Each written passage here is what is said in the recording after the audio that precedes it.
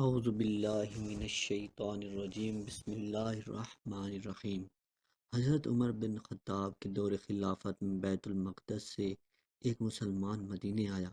اس نے مزار رسول کی زیارت کی اور مسجد نبوی میں ڈیرا ڈال لیا۔ شب و روز عبادت میں صرف کرتا تھا۔ وہ دن کو روزہ رکھتا تھا اور رات کو مصروف عبادت رہتا تھا۔ وہ نوجوان، حسین اور خوش روح تھا۔ حضرت عمر رضی اللہ تعالیٰ عنہ کا دور تھا۔ مدینہ میں اس کا زہد و تقوی ضرب المثل بن چکا تھا۔ وہ شخص مقدسی کے نام سے مشہور ہو گیا تھا۔ حضرت عمر رضی اللہ تعالیٰ عنہ اس شخص سے اس قدر متاثر ہوئے کہ سخت طبیعت کے باوجود اس کے پاس آ کر بیٹھتے تھے۔ اسے کہتے تھے کہ کوئی ضرورت ہو تو مجھے بتانا۔ مقدسی صرف ایک ہی جواب دیا کرتا تھا کہ خالق کے ہوتے ہوئے مخلوق سے کیسے مانگوں؟ آپ بھی تو میری طرح محتاج ہیں۔ جب حج کا موسم آیا اور لوگ حج پر جانے کی تیاری کرنے لگے تو مقدسی بھی حج کے لیے تیار ہو گیا۔ جس دن قافلہ حج کوچ کرنے لگا تو حضرت عمر رضی اللہ تعالیٰ عنہ مقدسی کے پاس الوداع کرنے کے لیے آئے۔ مقدسی نے حضرت عمر رضی اللہ تعالیٰ عنہ سے کہا، اے ابو حفص، میں حج کو جا رہا ہوں۔ میرے پاس ایک چیز ہے۔ اگر آپ میرے حج سے واپسی تک اپنے پاس امانت رکھنے کی زحمت گوارا فرمائیں تو مہربانی ہوگی۔ حضرت عمر رضی اللہ تعالیٰ عنہ نے کہا، یہ بھی کوئی بات ہے؟ امانت میرے سپرد کر دے، واپسی پر سنبھال لیا۔ مقدسی نے ہاتھی کے دانت کی ایک ڈبیا دی جو لوہے کے قفل سے مکفل تھی۔ حضرت عمر رضی اللہ تعالیٰ عنہ کو دی اور آپ نے وہ اپنے پاس رکھ لی۔ مقدسی حج پر چلا گیا۔ حضرت عمر رضی اللہ تعالیٰ عنہ قافلہ حج کو بیرون مدینہ تک الوداع کہنے گئے۔ اس تمام راستے میں وہ مقدسی کے ساتھ چلتے رہے۔ الوداع کرتے ہوئے حضرت عمر رضی اللہ تعالیٰ عنہ نے امیر کارواں کو مقدسی کے بارے میں وصیت کی اور اسے کہا کہ راستے میں اسے کوئی تکلیف نہیں ہونی چاہیے۔ اس قافلے حج میں ایک انصاری عورت بھی تھی۔ اسے رفتہ رفتہ اس مقدسی کے شباب اور حسن و جمال نے لبھانا شروع کر دیا۔ ابتدا میں تو اس نے اپنی دلچسپی کو اس حد تک محدود رکھا کہ مقدسی جس جگہ قیام کرتا تھا یہ اس کے قریب جگہ بنا لیتی۔ بالآخر جب مقدسی نے اس کی طرف کوئی توجہ دی تو اس نے خود پیش قدمی کی اور اس سے کہا کہ مجھے تو آپ کے اس جوان، رانا اور نرم و نازک جسم پر یہ اونی لباس اچھا نہیں لگتا۔ یقیناً یہ چبھتا ہوگا اور آپ کو تکلیف ہوتی ہوگی۔ مقدسی نے جواب دیا، ارے بھلے مانس، اس جسم پر ترس کا کیا فائدہ جو مٹی کی غذا ہے۔ انصاریہ نے کہا، آپ کا چہرہ کتنا حسین ہے۔ جب اس پر دھوپ پڑتی ہے اور حرارت سے چہرے کا رنگ سرخ ہو جاتا ہے تو مجھے بڑی کوفت ہوتی ہے۔ مقدسی نے کہا، ہوش کے ناخن لے، ایسی باتیں نہ کر۔ مجھے اپنے رب کریم کے حضور سے باز رکھنے کی کوشش نہ کر۔ اب عورت کے صبر کا پیمانہ لبریز ہو گیا تو اس نے کہا، عابد صاحب، آپ سے ایک کام ہے۔ اگر آپ نے میری مرضی کے مطابق کر دیا تو بہتر، ورنہ اپنا کام نکالنے تک میں آپ کا پیچھا نہیں چھوڑوں گی۔ مقدسی نے کہا، آپ کام بتائیں، اگر میرے بس میں ہوا تو ضرور کروں گا۔ عورت نے کہا، میں بھلا ایسا کام آپ کو کیوں کر کہوں گی جو کہ بس میں نہ ہوگا۔ مقدسی نے کہا، آپ زیادہ پریشان نہ کریں، کام بتائیں۔ عورت نے مسکرا کر کہا، میری صرف ایک خواہش ہے کہ آپ رات کا کچھ حصہ میرے ساتھ میرے مالک کی حیثیت سے گزاریں۔ مقدسی نے کانوں کو ہاتھ لگائے، اللہ کا خوف دلایا، سختی سے جھڑک دیا اور کہا، دیکھ میں اس کماش کا آدمی نہیں ہوں۔ تو بھی خانہ خدا کی زیارت کو جا رہی ہے، اپنے ذہن کو اس شیطانی خیالات سے پاک کر دے۔ عورت نے کہا، مجھ پر تیری ایسی کوئی بات اثر نہ کرے گی۔ میں عورت ہوں اور کبھی اپنی توہین برداشت نہیں کر سکتی۔ عورت کا انتقام بہت برا ہوتا ہے، آپ سوچ لیں۔ مقدسی نے کہا، تو یہاں سے چلی جا، تیرے دل میں جو آئے کر گزر، مجھ سے اس قسم کی کوئی توقع وابستہ نہ رکھ۔ چند دن گزرنے کے بعد ایک رات مقدسی حسب معمول رات گئے تک عبادت کرنے کے بعد اپنی جگہ پر سو گیا۔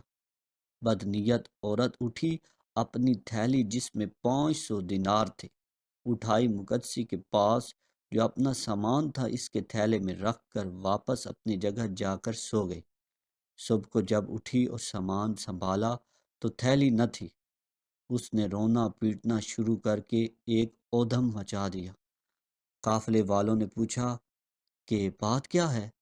اس نے کہا، میں عورت ذات ہوں، سفر میں لٹ گئی ہوں، کسی نے میری تھیلی پر ہاتھ صاف کر دیا ہے، میرا تو زاد راہ اسی میں تھا، اور اب میرے پاس پھوٹی کوڑی بھی نہیں ہے۔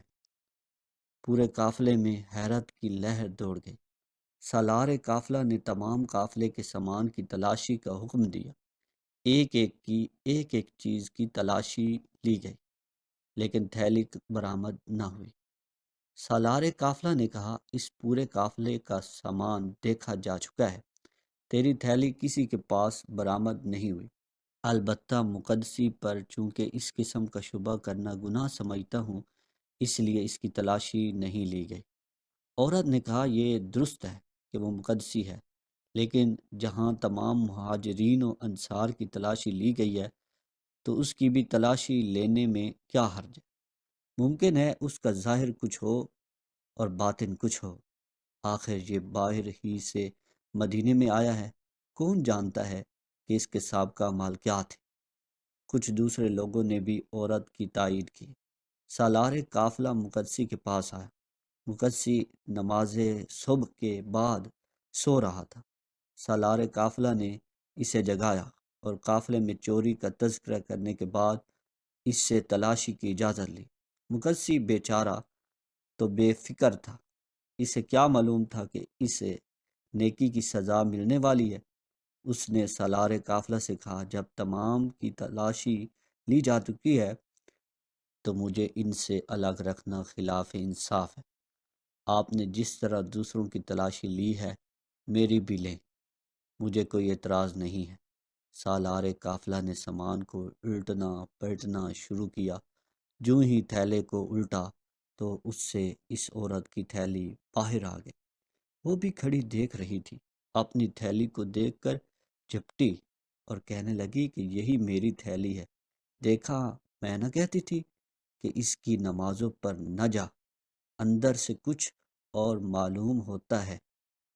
اب کیا تھا، پورے قافلے نے اس بیچارے کو لاتوں اور مکوں سے مار کر رکھ دیا۔ جب مار مار کر تھک گئے تو اسے زنجیر پہنا دیے کہ حج سے واپسی کے بعد مدینہ لے جائیں گے اور حضرت عمر کو بتائیں گے کہ جس کی آپ نے وصیت کی تھی اس کے کرتوت یہ ہیں۔ مقدسی معاملے کی تہ تک پہنچ گیا۔ اس نے اپنا فیصلہ اللہ پر چھوڑ دیا اور جو کچھ ہی اسے کہا گیا یا کیا گیا اس نے کسی سے ایک لفظ تک نہ کہا۔ تان زنی کے نشتر اور مار سب کچھ خاموشی سے سہتا گیا۔ جب مکہ پہنچے تو اس نے سالار قافلہ سے دست بستہ گزارش کی کہ آپ بھی حج کے لیے آئے ہیں اور میں بھی اسی نیت سے آیا ہوں، آپ جو ضمانت لینا چاہیں لے لیں اور مجھے حج کے لیے آزاد کر دیں۔ میں اپنی مرضی سے حج کرنا چاہتا ہوں۔ مناسک حج کی ادائیگی کے بعد جس دن جس جگہ آپ کہیں میں پیش ہو جاؤں گا۔ آپ مجھ سے جو سلوک بھی کریں گے میں اسے رضائے خدا سمجھ کر برداشت کر لوں گا۔ جس طرح پہلے آپ لوگوں سے شکوہ نہیں کیا پھر بھی نہیں کروں گا۔ قافلے والے دو حصوں میں بٹ گئے، کچھ کہتے تھے کہ جان چھڑانا چاہتا ہے، پھر کب ہاتھ لگے گا، اور کچھ کہتے تھے نہیں معلوم اس نے چوری کیوں کر لی ہے، ایسا نہیں لگتا جو کہہ رہا ہے وعدہ پورا کرے گا۔ بالآخر اس بات پر اتفاق ہوا کہ اسے حج کے لیے آزاد کر دیا جائے۔ اگر آ گیا تو حضرت عمر رضی اللہ تعالیٰ عنہ کے پاس لے جائیں گے، اگر نہ آیا تو حضرت عمر رضی اللہ تعالیٰ عنہ کو جا کر بتا دیں گے۔ آخر ایک انجان شخص کی خاطر حضرت عمر رضی اللہ تعالیٰ عنہ ہم تمام جانے والوں کی بات مسترد نہیں کریں گے۔ اس فیصلے کے بعد ان لوگوں نے مقدسی کو چھوڑ دیا۔ اور اسے کہہ دیا کہ حج سے فراغت کے بعد تو فلاں دن فلاں جگہ ہمارے پاس آ جانا۔ مقدسی نے ان کا شکریہ ادا کیا اور ان سے رخصت ہو گیا۔ حج سے فراغت کے بعد وہ ان کی بتائی ہوئی جگہ پر واپس آ گیا۔ تمام قافلے والے اس کی دیانت سے متاثر ہوئے اور کہنے لگے کہ اب اسے پابہ زنجیر کرنے کا کوئی فائدہ نہیں ہے۔ اگر اسے بھاگنا ہوتا تو بھاگ گیا ہوتا، جب آ ہی گیا ہے تو اسے ساتھ لے چلو، لیکن پابند سلاسل نہ کرو۔ چنانچہ قافلہ کے ساتھ مدینہ کی راہ پر گامزن ہو گیا۔ عورت کے پاس زاد راہ ختم ہو گیا تھا۔ واپسی میں دوران سفر قافلے سے بچھڑ کر ایک جگہ زاد راہ کی خاطر ایک بستی میں گئی۔ بستی سے باہر ایک گڈریا ملا۔ عورت نے اس سے کچھ مانگا۔ گڈریے نے کہا، میرے پاس تو دینے کو سب کچھ ہے، میں دے دوں گا، لیکن بدلے میں مجھے کیا ملے گا؟ عورت نے کہا، مجھے اللہ کی طرف سے جزا ملے گی۔ میں مسافر ہوں، قافلے والوں میں سے بھی کسی کے پاس اپنی ضرورت سے زائد نہ تھا، ورنہ میں ادھر کا رخ نہ کرتی۔ گڈریے نے کہا، اللہ تو ثواب قیامت میں دے گا، مجھے اس وقت بھی کچھ چاہیے۔ عورت نے کہا، اگر اس وقت میرے پاس کچھ دینے کو ہوتا تو یہاں کیوں آتی؟ گڈریے نے کہا، میں ایسی چیز کا مطالبہ نہیں کر رہا جو تیرے پاس نہیں، مجھے تو وہی کچھ چاہیے جو تیرے پاس ہے، اور مجھے کچھ دینے سے اس میں کمی بھی نہیں آئے گی، تو میرا مطالبہ مان لے، میں تیری ضرورت پوری کر دیتا ہوں۔ عورت نے جب دیکھا کہ اب کوئی چارہ نہیں ہے تو اس نے گڈریے سے حامی بھر لی۔ وہیں ٹیلے کے اوٹ میں عورت نے گڈریے کا مطالبہ پورا کر دیا اور گڈریے نے عورت کو زاد راہ دے دیا۔ وہاں سے فارغ ہو کر عورت پھر قافلے میں واپس آ گئی۔ ابھی تک قافلہ ستار رہا تھا، کوچ نہیں ہوا تھا۔ سفر میں 2 یا 3 دن گزرنے کے بعد ایک دن عورت نے رفع حاجت کی خاطر خلوت میں گئی۔ وہ فارغ ہو کر واپس آ رہی تھی کہ ایک ضعیف العمر شخص نے اس عورت کا چہرہ دیکھ کر پوچھا کہ کیا تو حاملہ ہے؟ عورت نے کہا، نہیں، میں تو حاملہ نہیں ہوں۔ بوڑھے نے کہا، مجھ سے چھپانے کی ضرورت نہیں، 2 دن پہلے تو نے جس گڈریے سے ذات راہ مانگا ہے تو اس سے حاملہ ہو گئی ہے۔ عورت یہ سن کر رونے لگی۔ بوڑھے نے کہا، پگلی کہیں کی، روتی کیوں ہو؟ جس کو گڈریے کا واقعہ معلوم ہے اسے اور بھی بہت کچھ معلوم ہے۔ تیرے قافلے میں جو مقدسی ہے اور تو اس سے ایک فریب پہلے کر چکی ہے، پھر حمل بھی اس کے سر تھوپ دے، اور ابھی ابھی جا کر سالار قافلہ کو بتا دے کہ مقدسی نے مجھے کمزور سمجھ کر مجھ سے زبردستی کی ہے۔ یہ سن کر عورت خوش ہوئی۔ جیسے ہی قافلہ کے قریب آئی تو واویلا شروع کر دیا۔ قافلہ والوں نے پوچھا، پھر کیا ہوا؟ عورت نے رو رو کر کہا کہ اس مقدسی ظالم نے مجھے کہیں کا نہیں چھوڑا، اس نے زبردستی مجھے گھیر کر بالجبر زنا کیا ہے۔ میں شرم کے مارے کچھ نہ کہہ سکی اور نہ کسی کو بتا سکی، مجھ سے زبردستی ہو گئی ہے، لیکن اب معاملہ چونکہ میرے بس میں نہیں رہا، مجھے یقین ہو گیا ہے کہ اس کی زبردستی کا نتیجہ بہر صورت زہر ہو کر رہے گا۔ میں زبان کھولنے پر مجبور ہو گئی ہوں۔ یہ سنتے ہی قافلے والے ایک مرتبہ پھر مقدسی پر پل پڑے، لاتوں، گھونسوں اور مکوں سے اس کا برا حال کر دیا، لیکن مقدسی نے کسی کو کچھ نہ کہا اور نہ اپنی صفائی میں زبان کھولی۔ جتنی گالیاں پڑتی رہیں، جتنی مار پڑتی رہی اور جس قدر تان تشنی ہوتی رہی، سب کچھ خاموشی سے سنتا رہا۔ مدینہ قریب تھا۔ اہل مدینہ کو قافلہ کی واپسی کی اطلاع مل چکی تھی۔ حضرت عمر اور دیگر اہل مدینہ بیرون مدینہ قافلہ کے استقبال کے لیے رکے ہوئے تھے۔ جب قافلہ پہنچا تو ہر ایک دوسرے سے بغل گیر ہونے لگا۔ حضرت عمر رضی اللہ تعالیٰ عنہ کی نگاہ مقدسی کو تلاش کر رہی تھی کہ سالار قافلہ نے حضرت عمر رضی اللہ تعالیٰ عنہ کو چوری اور زنا بالجبر کی دونوں داستانیں سنا دی۔ حضرت عمر رضی اللہ تعالیٰ عنہ نے دیکھا مقدسی پابند سلاسل سب کو خاموشی سے سن رہا تھا۔ حضرت عمر رضی اللہ تعالیٰ عنہ نے فرمایا، اے ظالم، یہ تو نے کیا کیا؟ تیرا ظاہر تو بڑا اچھا تھا، لیکن تیرا باطن اتنا برا، بخدا میں تجھے وہ سزا دوں گا کہ تیرے جیسے بد باطن پھر کبھی لباس زہر پہن کر کسی کو فریب نہ دے سکیں گے۔ مقدسی نے زبان تک نہ کھولی، خاموشی سے بیٹھا رہا اور سنتا رہا۔ دوسری طرف لوگوں کی بھیڑ میں لمحہ بلمحہ اضافہ ہوتا چلا گیا اور لوگ انتظار کرنے لگے کہ آپ دیکھیں کیا فیصلہ ہوتا ہے، کہ اتنے میں حضرت علی تشریف لے آئے۔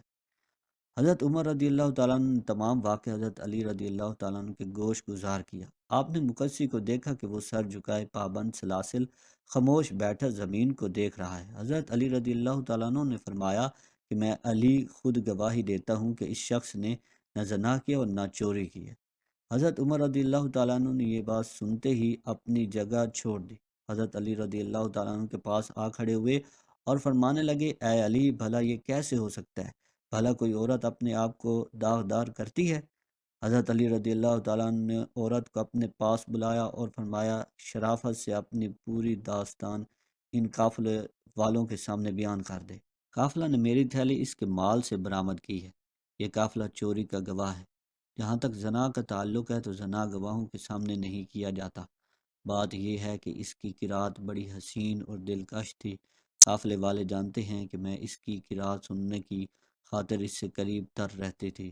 ایک رات جب قافلے والے سو گئے تو میں اس کے قریب ہی پڑی، اس کی قرات سن رہی تھی۔ جب میں سماع میں منہمک ہو گئی تو اس نے اچانک اتنی جلدی سے مجھے دبوچ لیا کہ میں ہل نہ سکی اور رسوائی کے خوف سے فریاد تک نہ کر سکی۔ جب مجھے حمل کا یقین ہو گیا تو میرے پاس اظہار کے سوا کوئی چارہ کار نہ تھا۔ حضرت علی رضی اللہ تعالیٰ عنہ نے فرمایا، اللہ تجھ پر لعنت کرے، تو نے دونوں باتوں میں جھوٹ بکا ہے۔ پھر حضرت علی رضی اللہ تعالیٰ عنہ حضرت عمر رضی اللہ تعالیٰ عنہ کی طرف متوجہ ہوئے اور فرمایا، اے امیر المومنین، اس نوجوان نے حج پر جاتے ہوئے آپ کو امانت دی تھی؟ حضرت عمر رضی اللہ تعالیٰ عنہ نے فرمایا، بالکل، میرے پاس اس کی امانت موجود ہے۔ حضرت علی رضی اللہ تعالیٰ عنہ نے عرض کیا، آپ ایسا کریں، وہ ہاتھی دانت کی ڈبیا جس پر لوہے قفل پڑا ہے، اس جوان کی امانت دربار میں منگوا کر اپنے پاس رکھیں، پھر میں آپ کو اصل واقعہ سے آگاہ کر دوں۔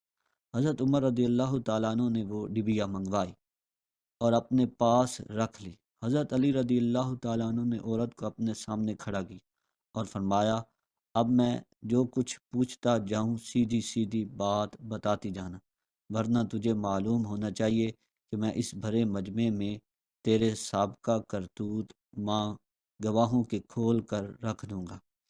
عورت کا جسم پسینے سے شرابور ہو گیا اور تھر تھر کانپنے لگی۔ حضرت علی رضی اللہ تعالیٰ عنہ نے فرمایا، کیا تو نے فلاں مقام پر اس نوجوان کے پاس جا کر اسے دعوت گناہ دی تھی؟ آپ نے عورت کے وہ جملے دہرائے جو اس نے اس مقدسی جوان کے جسم کی نرمی اور چہرے کی بشاشت کے متعلق کہے تھے۔ آپ نے مقدسی کے دونوں جواب ہی دہرائے۔ عورت نے کانپتے ہوئے عرض کیا، قبلہ، میں نے دعوت گناہ دی تھی۔ آپ نے فرمایا، اس جوان کے انکار پر تو نے اسے دھمکی دی تھی کہ اگر تو نے میری بات نہ مانی تو میں عورتوں جیسا مکر کروں گی اور تو ذلیل ہو جائے گا۔ عورت نے عرض کیا، میں نے کہا تھا۔ حضرت علی رضی اللہ تعالیٰ عنہ نے فرمایا، ایک رات جب مقدسی نوجوان شب بیداری سے تھک کر سو رہا تھا تو نے اپنی تھیلی اپنے ہاتھ سے اس کے سامان میں جا چھپائی تھی۔ عورت نے عرض کیا، میں نے یہ کام کیا تھا۔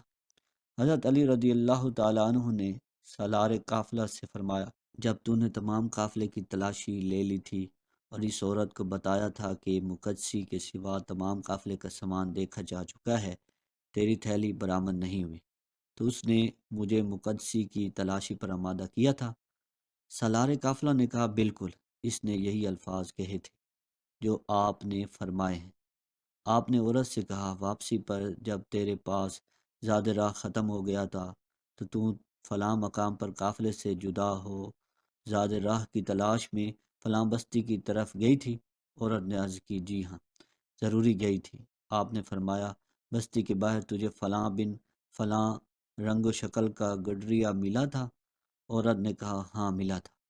آپ نے فرمایا، تو نے اس سے زاد راہ کا سوال کیا؟ عورت نے کہا، میں نے زاد راہ مانگا تھا۔ آپ نے فرمایا جواب میں اس نے بھی تجھ سے کچھ مانگا تھا؟ عورت نے کہا اس نے بھی مانگا تھا۔ آپ نے فرمایا کافی تکرار کے بعد تو اس کا مطالبہ پورا کرنے پر رضامند ہو گئی تھی؟ عورت نے کہا ہاں، میں رضامند ہو گئی تھی۔ آپ نے فرمایا تو گڈریا کا مطالبہ پورا کیا؟ اور گڈریا نے تیری ضرورت پوری کر دی تھی؟ تجھے خیال نہ رہا لیکن مجھے حمل ہو گیا۔ 2 دن بعد فلاں مقام پر تو رفع حاجت کے لیے گئی تھی؟ عورت نے کہا گئی تھی۔ آپ نے فرمایا واپسی پر تجھے شیطان ملا تھا؟ عورت نے کہا نہیں علی رضی اللہ تعالیٰ عنہ، میں نے شیطان کو کبھی نہیں دیکھا۔ آپ نے فرمایا رفع حاجت سے واپسی پر مجھے اس حلیے کا ایک بوڑھا آدمی ملا تھا جس کی بھویں آنکھوں پر گری ہوئی تھی، کمر جھکی ہوئی تھی، رنگ کالا تھا، سفید کپڑے پہنے ہوئے تھے، ایک ہاتھ میں دانوں والی لڑی کی تسبیح تھی اور دوسرے ہاتھ میں بڑا سا ڈنڈا تھا۔ عورت نے کہا ہاں ایسا شخص ملا تھا۔ آپ نے فرمایا وہی شیطان تھا اور اس نے مجھے بتایا تھا کہ مجھے گڈریا سے حمل ہو گیا۔ عورت نے عرض کیا مجھے اس نے بتایا تھا؟ آپ نے فرمایا یہ بات سن کر تو رونے لگ گئی تھی اور اس نے تجھے ان الفاظ سے تسلی دے کر بتایا تھا کہ مقدسی کا نام لے کر قافلے والوں کو بتا دے۔ تو نے قافلے میں واپسی کے بعد حویلا کر کے قافلے والوں کو بتایا؟ عورت نے کہا بالکل اے علی رضی اللہ تعالیٰ عنہ، ایسے ہی جیسے آپ نے فرمایا، ایسے معلوم ہوتا ہے جیسے آپ قافلے کے ساتھ تھے اور میرے قدم قدم پر آپ میرے سایہ کی طرح تھے۔ آپ نے فرمایا اے ابو حفص، اس جوان نے شوق عبادت میں انتہا پسندی سے کام لے کر اپنے آپ کو عورت کے ناقابل بنا رکھا تھا، اور اس نے جو آپ کو امانت دی تھی اور جو اس وقت آپ کے پاس ہے، اس میں اس کی انتہا پسندی کا نتیجہ ہے۔ اس جوان نے اپنا آلہ تناسل کاٹ کر اس ڈبیا میں رکھا ہوا ہے جو سبز ریشم کے کپڑے میں لپٹا ہے۔ پہلے آپ ڈبیا کو کھول کر اس میں میری بات کی تصدیق کر، بعد میں جن لوگوں کو میری بات میں شک رہ جائے وہ اس نوجوان کو بھی ملاحظہ کر لیں۔ حضرت عمر رضی اللہ تعالیٰ عنہ نے فرمایا ابو الحسن، اب اس خبیثہ سے کیا سلوک کیا جائے؟ آپ نے عرض کیا قبرستان یہود میں گڑھا کھود کر اسے سینہ تک دبا کر رجم کیا جائے۔ اس عورت کو سنسار کیا گیا۔ وہ مقدسی نوجوان توفات مسجد نبوی میں مصروف عبادت رہا۔ حضرت علی رضی اللہ تعالیٰ عنہ پر اللہ تعالیٰ نے یہ حالات منکشف کر دیے تھے۔ کتاب کا حوالہ مولائے کائنات کے فیصلے۔ دوستو آج کی ویڈیو آپ کو کیسی لگی ہے کمنٹ باکس میں ضرور بتائیے گا، اور ہمارے چینل بابر وائس کو ضرور سبسکرائب کر دیں تاکہ اس طرح کی ویڈیوز کا نوٹیفیکیشن آپ کو ساتھ ساتھ ملتا رہے۔